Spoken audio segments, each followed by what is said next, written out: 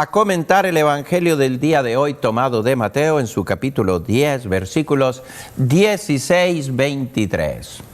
Es el famoso discurso de envío, discurso misionero, donde Jesús está dando las instrucciones a sus discípulos de cómo tienen que actuar. Ya en los días pasados nos ha dado la primera instrucción, las primeras lecciones, y ahora pues Mateo nos sigue dando, la liturgia nos divide ese discurso en pedacitos, cada día nos va dando un parrafito, una instrucción, y nosotros pues lo vamos comentando aquí, como vamos pudiendo. Dice Mateo así: en aquel tiempo Jesús dijo a sus apóstoles: yo los envío como ovejas entre lobos. Sean pues precavidos como las serpientes y sencillos como las palomas. Cuídense de la gente, porque los llevarán a los tribunales, los azotarán en las sinagogas, los llevarán ante gobernadores y reyes por mi causa. Así darán testimonio de mí ante ellos y ante los paganos. Pero cuando los enjuicien, no se preocupen por lo que van a decir o de la forma de decirlo, porque en ese momento se les inspirará lo que han de decir, pues no serán ustedes los que hablen, sino el Espíritu de su Padre que hablará por ustedes. El hermano entregará a su hermano a la muerte, y el padre a su hijo. Los hijos se levantarán contra sus padres y los matarán. Todos los odiarán a ustedes por mi causa, pero el que persevere hasta el fin se salvará. Cuando los persigan en una ciudad, huyan a otra. Yo les aseguro que no alcanzarán a recorrer todas las ciudades de Israel antes de que venga el Hijo del Hombre. Esta es palabra del Señor. Pues aquí tenemos nosotros un texto donde Jesús envía a sus discípulos y les dice cómo tienen que ir. Comencemos por la primera palabra: yo los envío como ovejas entre lobos. Aquí podríamos estar toda la mañana comentando este texto. Lo primero que se nos ocurre es que Él nos envía como ovejas y no como lobos. Se nos olvida muchas veces a nosotros esta realidad. Somos ovejas, y mientras seamos ovejas, dice un autor sagrado, creo que es San Juan Crisóstomo, mientras seas oveja el Señor te protege. Pero si te quieres convertir en lobo, ya no te protege. Tú, al convertirte en lobo, tomas la propia responsabilidad de lo que tú quieres ser. Ovejas y lobos. Mientras seas oveja, el Señor está contigo. El Señor te protege, el Señor te ayuda, eres oveja. Pero si te quieres convertir en lobo, tener la razón, llevarte siempre la mejor parte, dominar sobre los demás, hacer crecer tu orgullo, el Señor te abandona. Cada uno de nosotros lleva un lobo dentro. Un autor inglés, un gran filósofo, dijo: el hombre es el lobo del hombre. Nosotros somos lobos entre nosotros mismos. El gran San Pablo dirá un tiempo después: no se muerdan entre ustedes porque van a terminar devorándose. Pues aquí está la realidad. Jesús no esconde a su apóstol, a su discípulo, cuál es la realidad en la que se va a encontrar: en un mundo de lobos. Pobres de nosotros si nos queremos convertir también en lobos. Entonces entra la guerra, entra la destrucción y la violencia. Oiga, Padre, entonces quiere decir que nosotros nos debemos dejar esta palabrita. No, Jesús añade: sean precavidos como las serpientes y sencillos como las palomas. ¿Qué quiere decir Jesús entonces? Que tienes que ser oveja, pero también tienes que ser precavido. Otras traducciones más cercanas es astuto, inteligente. Hay dos tipos de astucia: la mala, para hacer lo que nos conviene, sacar nuestros propios intereses, y la astucia buena, ser precavidos en el bien, es saber proteger y cuidar el bien, lo que es bueno, ¿verdad? Por eso un autor comentando esto dice, ¿por qué Jesús llama aquí a colación las serpientes? Dice, mira, la serpiente primero pierde todo que perder la cabeza. Si una serpiente se mete en un agujero y tú la quieres sacar, le puedes cortar el cuerpo, pero nunca sacará su cabeza. Entonces, tú si quieres ser precavido, astuto como serpiente, cuida tu cabeza. ¿Y quién es tu cabeza? Cristo es tu cabeza. Cristo es tu cabeza. Y también, cuida también la cabeza. Piensa, reflexiona, valora, da peso. No dejes que los hígados, no dejes que el estómago, no dejes que eso te rompa la vida. No lo permitas jamás. Usa la cabeza. Piensa, valora, reflexiona, date tiempo, cabeza fría. Así como serpientes, la serpiente no pierde la cabeza. Tú tampoco debes de perder a Cristo. Si tú pierdes a Cristo, que es tu cabeza, habrás perdido todo. La serpiente en la historia, en la cultura, ha tenido mucho valor. Incluso allá en los pueblos mayas, cuando tú vayas y visites aquellas ruinas, ¿no? Palenque, Chichén Itzá, etc., ves que está la figura de la serpiente. La serpiente tiene muchos significados y muchos simbolismos.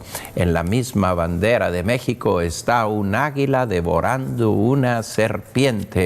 Dos grandes símbolos, una serpiente que es al mismo tiempo el veneno, pero es también el símbolo de la sabiduría, de la vida, de la regeneración, de lo que crece, de lo que es fuerte.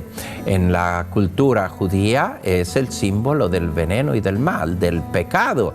La serpiente sedujo a Eva.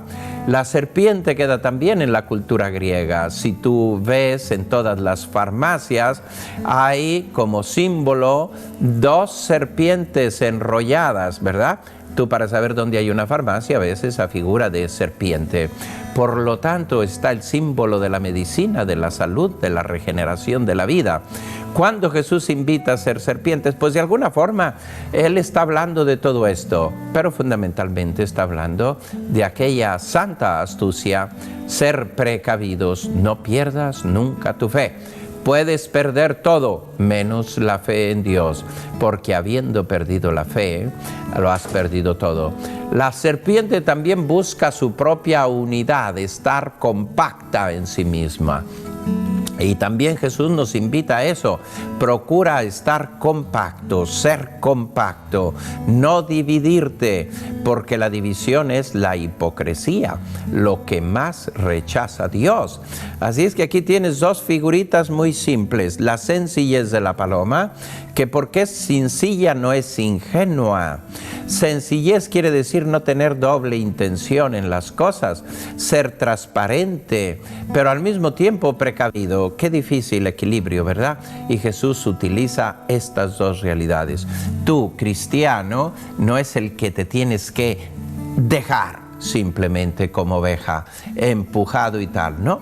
Tienes que ser también precavido, cuidar tu cabeza, estar atento, astuto en el buen sentido de la palabra, y todo con sencillez, quiere decir como una paloma, con rectitud de intención, que nada te envenene tu interioridad.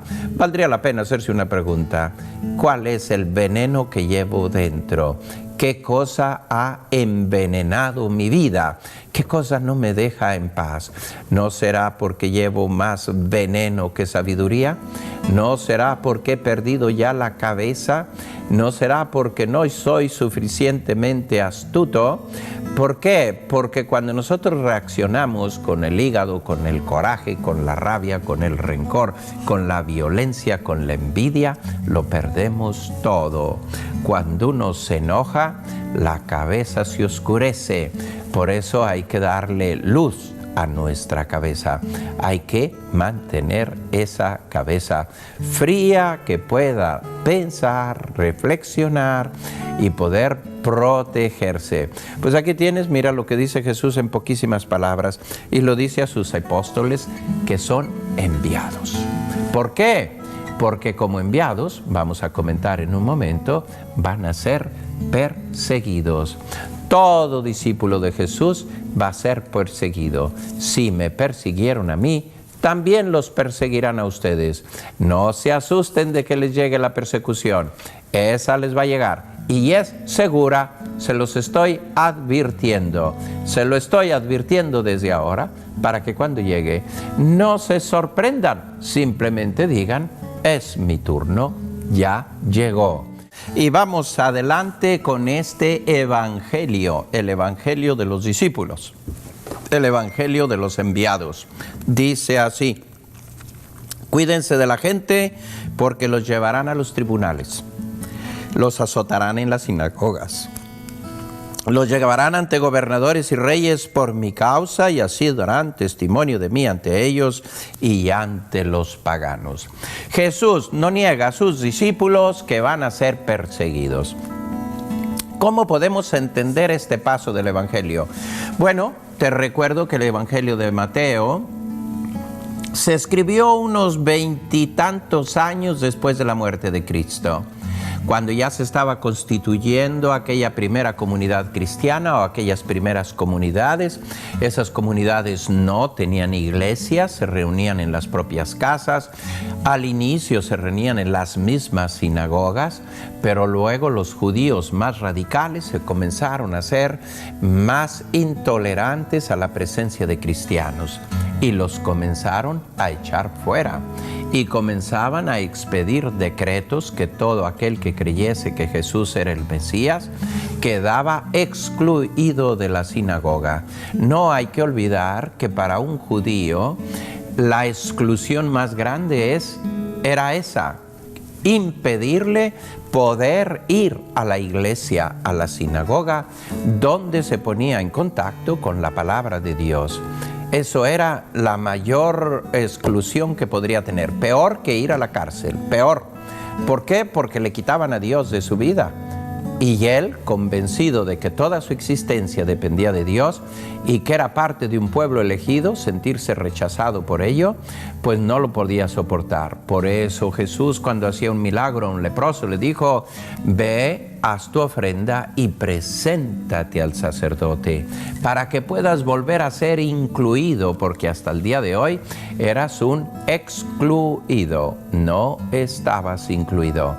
Tu lepra te excluía del pueblo de Dios, eras un impuro. Bien, pues aquí tenemos un momento muy importante en que Jesús dice a ellos: los van a echar fuera. Y aquí vemos un hecho histórico. Mateo nos cuenta un momento histórico, es decir, ya se estaban produciendo aquellas persecuciones y en esas persecuciones estaba incluido echarlo fuera de la sinagoga. Y dice Jesús: no tengan miedo, todo eso va a venir. Los padres entregarán a los hijos y los hijos a los padres. Y estaba claro. ¿Por qué? Porque puede ser que los padres eran más radicales. Les costaba muchísimo más dejar su antigua religión judía. No podían soportar el cambiar a cristianos. Puede ser que los jóvenes se sentían más atraídos por la nueva doctrina, la doctrina cristiana, la doctrina de Jesús, y que ellos querían ser cristianos, y en una casa se daban estas luchas, como se pueden dar el día de hoy. ¿Cuántos papás hay que dicen: pues el hijo ya se hizo cristiano, ya no sé qué hacer? Claro, no lo cuidaste. O al revés, el hijo dice: ¿pero qué pasó?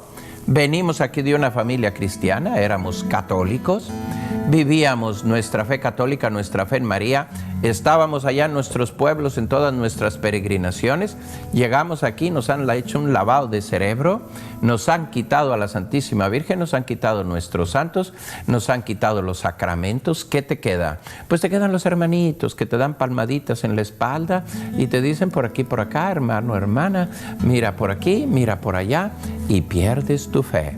Y la lucha dentro de las casas es una lucha abierta.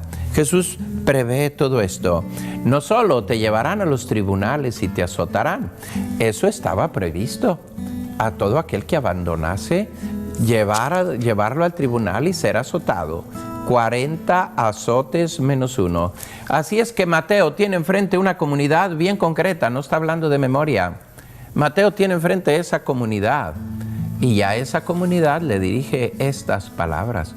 Algunos exegetas por ahí, expertos del Evangelio, ¿verdad?, se hacen la pregunta, ¿es posible que todo esto lo haya previsto Cristo? Claro, claro que es posible. Y lo dice bien claro. Tú quieres ser discípulo del Señor, no te olvides que te van a llegar las persecuciones. Por otra parte, toda la vida cristiana y toda la vida con relación con Dios, incluso en el Antiguo Testamento, está lleno de perseguidos. ¿No fue perseguido Moisés por el faraón? ¿No fue perseguido José por sus hermanos que lo vendieron? ¿No fue perseguido Jeremías por allá por el rey Sedecías, que no quería saber nada de lo que decía el profeta? ¿No fue perseguido Eliseo? ¿No fue perseguido el profeta Elías, el gran profeta Elías? Todos perseguidos. ¿No fue perseguido el rey David por Saúl, el rey de Israel? David, cuando todavía no era rey, era perseguido y se andaba escondiendo.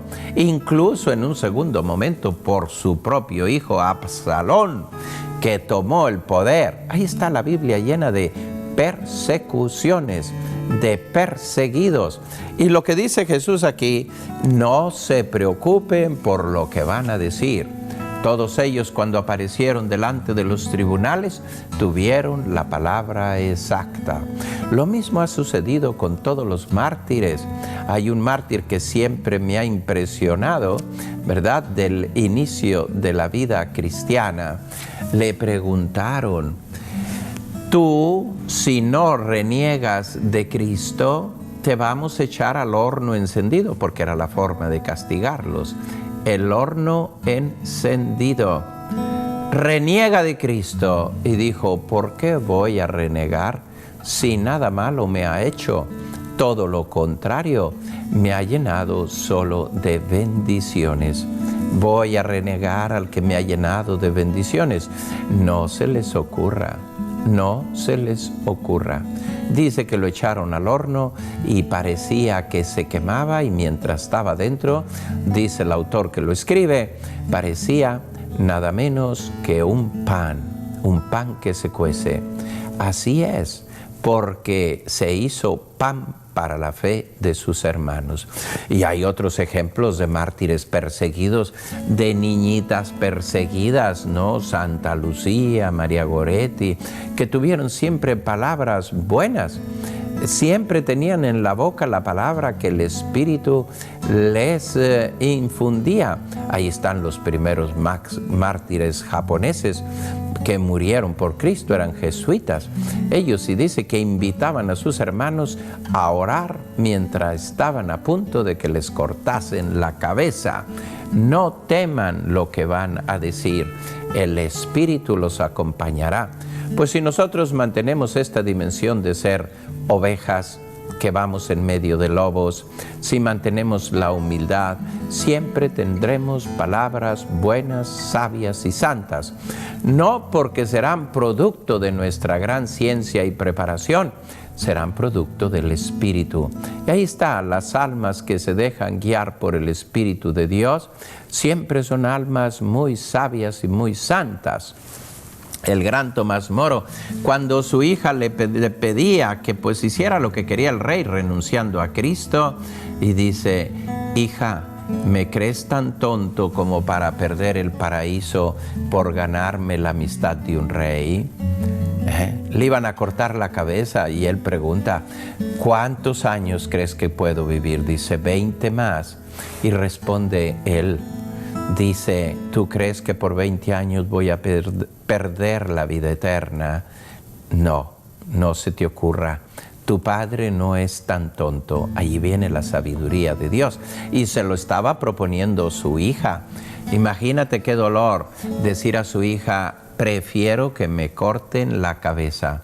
Pero tenía muy claro que era más importante la vida eterna más importante la vida eterna que 20 años en este valle de lágrimas. A veces nosotros no estamos dispuestos a perder ni siquiera pues una misa, un domingo, un desayuno. No vamos a misa el domingo porque vino el cuñado, la cuñada, el tío, la tía, y pues no pudimos ir a misa. Ahí está. ¿Cuánto vale Dios en tu vida? Menos que la visita de un familiar, menos que un partido de fútbol pegado a la televisión, menos que un picnic fuera de casa, menos. Ahí es donde demostramos quiénes somos. Jesús nos dice, vas a ser llevado a los tribunales, a ser perseguido, pero solo si me amas y me demuestras ese amor en la vida de todos los días, podrás guardar tu alma. De lo contrario, te perderás todo entero. Pues aquí tienen unas cuantas reflexiones que les puedan ayudar. Yo espero que cada uno que se sienta auténticamente discípulo de Cristo sepa que va a ser perseguido dentro de su casa, porque las persecuciones modernas son la burla, la tomadura de pelo, el bullying, así llamado hoy, por la fe.